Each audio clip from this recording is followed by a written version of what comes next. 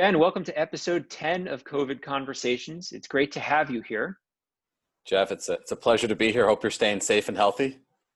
I am, fortunately. The weather's getting warmer and we're spending more time outside and we're sweating behind our masks a bit. That we are. I Uh, know the feeling. I've been following your progress over the past few years. You're the founder and the CEO of Kobu. And I've been very impressed, especially recently, with all the social media that I've seen on Kobu. You guys have been growing and getting a lot of traction. For the people who are watching us that have never heard of Kobu before, can you give us a little bit of background on what it is, what it does, how it works? Yeah, absolutely. And first off, it's a pleasure to be here on your show. Episode 10, double digits. It's a big milestone. I wasn't sure if I was going to bring it up, but it's a big milestone for me. That's great. So for those that don't know, Kobu, it's a virtual community building platform for residential apartment buildings. So living in these buildings can typically be quite an isolating experience, and Kobu makes it very easy for residents to connect with their neighbors and neighborhood, turning these apartment buildings into homes. So we partner with really large building owners and managers, mostly rental buildings in the US, and we help them increase their resident satisfaction as well as their resident retention by creating really strong interconnected communities around kind of interests or passions that residents have in common. So we're a real estate technology company based here in Boston, and we power communities with leading owners and managers of apartment buildings across 11 states and 16 cities. I just had to count that earlier today. So that's fresh off the presses. And we've definitely seen a lot of growth over the past few months with COVID, really heightening the need to support your clients and residents, as well as around residents, really wanting to have an outlet to feel connected and stay connected through these socially distant times. I think it's a really timely conversation to have this because you're creating it in a time of high loneliness in residential apartment buildings, because apartment buildings are also typically more transient than condo buildings where you have a lot of residents that live there full time for many years. What are the types of events, or what do you do that creates more community inside these buildings? Yeah, and I think you're exactly right. Most of our communities tend to be rentals. We do have a few condos here and there, and it's really interesting to see how people invest in their communities and really want that place of that feeling of belonging around, even just a welcoming environment, even just that aspect of it. So the strategy that we use to build community is to help build micro communities of kind of smaller interest or affinity based groups, whether it be a running group or a young parent group, a foodie group, could be a volunteering group. It really depends on your community. We're providing the software platform, the Kobu app. It's kind of purpose built for that type of interaction. Then we also provide a human touch, right? Building communities is a very human activity. You can't just expect a piece of software to do that. Very similar to the brokerage business. You can't just have a piece of software, do that. So we have a virtual community manager. So it's a real person who's trained in how to build community, who's nudging, kind of energizing conversation, suggesting things, and really making the events at the property management team on site. So a lot of property management teams work with, Pizzuto, Greystar, Alliance. They'll use, they'll get very creative and do like a wine and Wednesday. They'll do a, virtual paint night. They've been very creative through this COVID, social distancing changes and all the adaptations there. So we help them get visibility and data and feedback on what works, what residents like, what residents don't like. And then we also encourage residents to post things organically themselves through the Kobu platform. So we've had residents who've been teaching, Bollywood dancing courses. We've had residents who've, shared their dessert creations with their neighbors to kind of formulate and better their recipes. We've had one neighbor has been doing a balcony concert series where she solicits song requests via the Kobu app and plays, live music for her neighbors in the courtyard of this apartment complex. And the other week, one of her neighbors reached out to her and asked her to play a particularly special song for him and his partner, and that actually ended up proposing to his now fiance in front of his entire apartment complex. So definitely a very special, Kobu moment, and one that really does kind of align with our mission to empower people to feel like they belong in these places that they call home. So it was quite cool to see. Proposals powered by Kobu. I love it. Yes. So what you just described reminds me a lot of an RA I had in a college dorm back, I won't say how many years ago, but long enough ago where it feels like forever. And it must be, is it more difficult for you and your team pre-COVID versus now? Or how has the strategy shifted to increase engagement and that community feel to bring people together? Yeah, look, we've had to adapt as every business and professional has. I mean, it's a crazy time. You see the word unprecedented used quite a bit, very unprecedented for sure.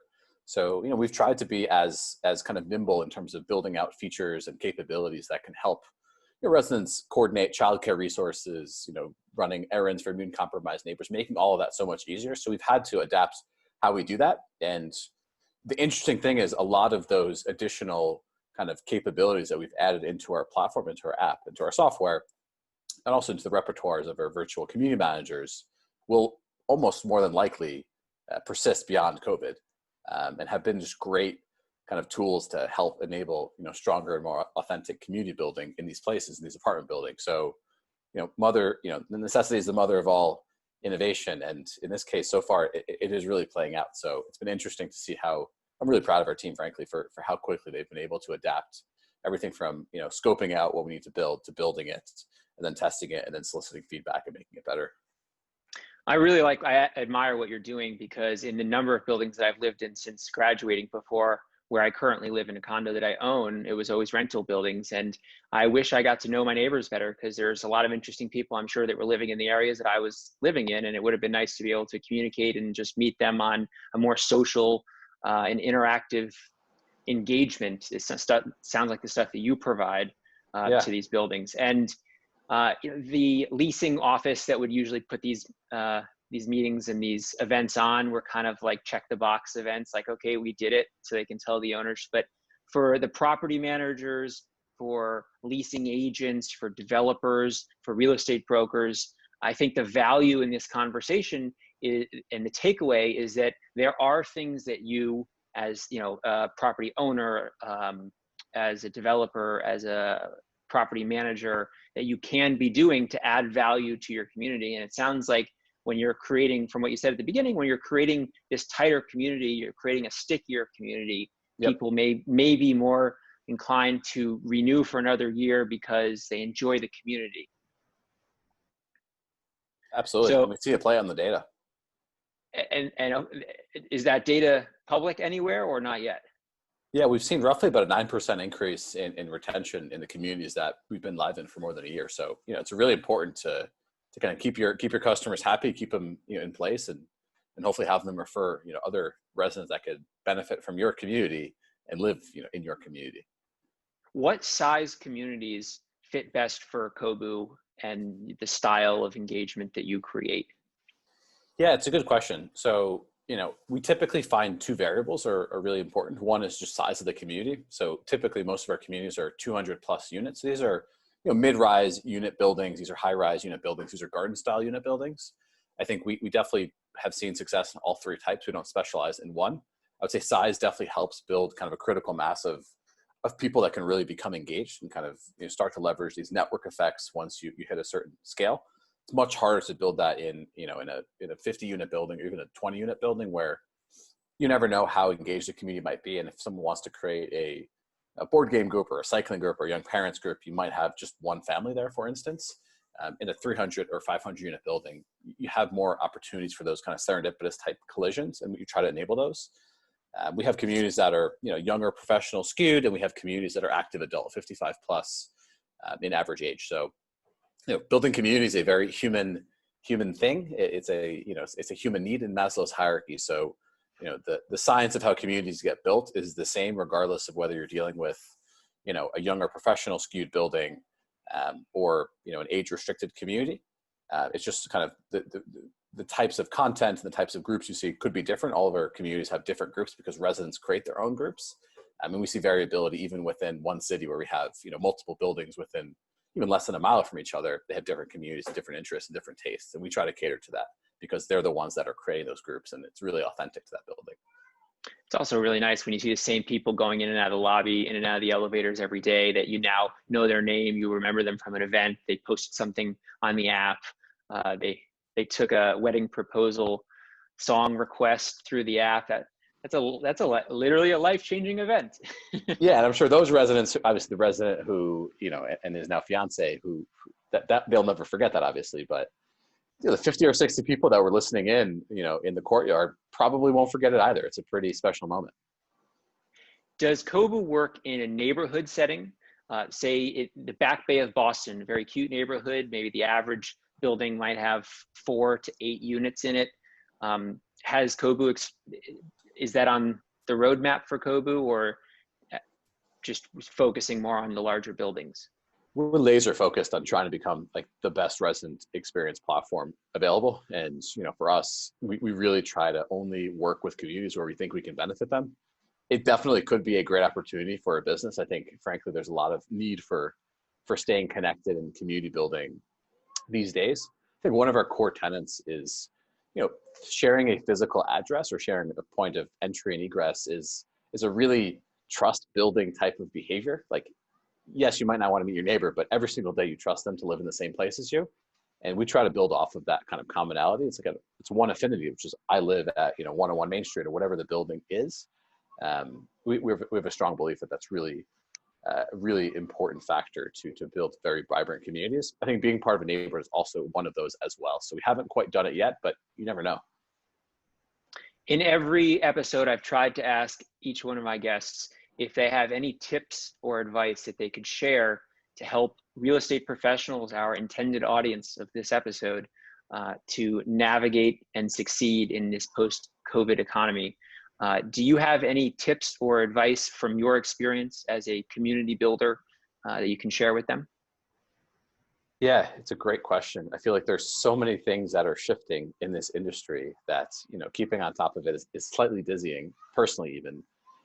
I would say, in our perspective, at least the way it's impacted the residential rental market, it's less so of a COVID, at least, is less so of a change agent, more so of an accelerant. It is accelerating things that were already happening rather than kind of causing new things to happen. Obviously, yes, there are unique capabilities that need to be built out to address certain things around safety. But in many ways, I would say the one piece of advice maybe I would share is have technology happen for you rather than to you. So if there are pieces of technology or new processes or products that you can leverage to benefit your business, it's much better than that, happening to you when someone's asking you why you're not using a solution. So I would say real estate as an industry, technically, I would say is forward thinking, but maybe adopts technologies and enabling tools a little bit slower than other industries. And in many ways, I think there's a huge opportunity for anybody in the audience or anybody who's on your platform, Jeff, to kind of take it a step further and stick out and kind of be in a place of advantage and benefit and kind of leverage all of the great tools that are available today to make their business and their work streams even stronger and just frankly provide a better customer experience to these people who are looking for homes through your platform and your business. If there is anyone watching this right now, hopefully there are people watching this, but if anyone wants to reach out to learn more about Kobu, get in contact with you or someone on your team, what's the best way that they can do that? You just email me directly, just Ben, B-E-N, at livekobu.com, livecobu.com, or just info@Kobu, livekobu.com. Our name stands for community building, so hopefully it makes it a little easier to remember. Very clever. Ben, I thank you for your time and your insight. I look forward to continuing to see you in my various social media news feeds. And thanks again for your time. Take care. Appreciate it. Thanks for having me.